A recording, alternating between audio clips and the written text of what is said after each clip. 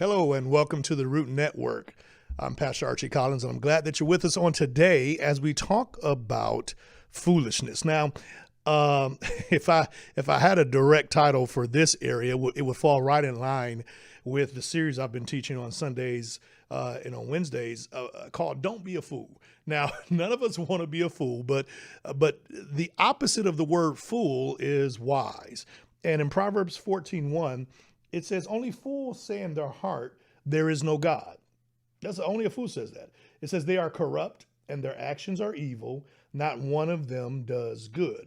So none of us want to be corrupt. None of us want to act evil.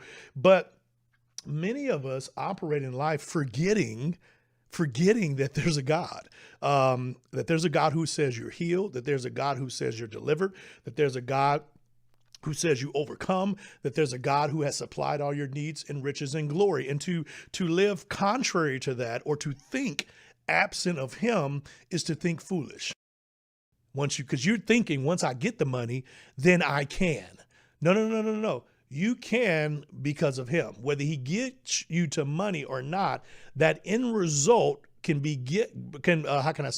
find its way to you and you to it by his power, not by your power to achieve and receive. I hope that makes sense.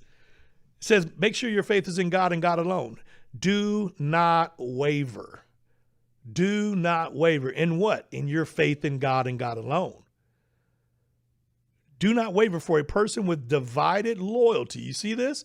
That's why he's not just talking about not wavering in wisdom. He's saying don't waver in your loyalty. Don't waver in your faith. Don't waver in your fear of the Lord. Stick with God, because once he gives you wisdom and you begin to obtain and achieve and find success, because that's going to happen whenever you get wisdom from God, don't stray away from him, because you end up over in a foolish place.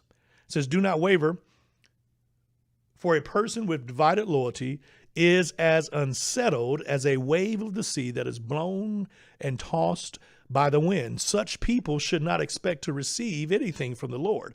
Their loyalty is divided between God and the world, and they are unstable in everything that they do. A foolish person is one who says in their heart, 14:1 in Psalms, they are corrupt and their actions are evil. Not one of them does good. And that's why they shouldn't expect to receive anything from God. You can find yourself getting off and then producing evil actions, producing thoughts and words and activities that simply aren't good. You've become unstable if you've become a fool. And God wants you stable and loyal to him.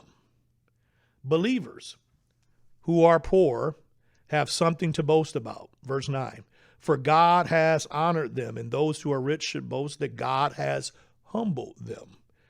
They will fade away like a flower in the field. Verse 11, the hot sun rises and the grass withers, the little flower droops and falls, and its beauty fades away. In the same way, the rich will fade away with all of their achievements. Verse 12, God blesses those who patiently endure testing and temptation.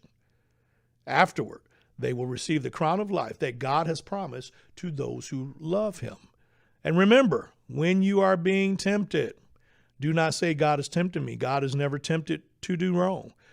I said this on Sunday. God doesn't play games. God doesn't play games. He speaks love. He speaks truth. He speaks wisdom. And so if he doesn't play games, he's not going to play games with you by trying to tempt you. Temptation comes from our own desires.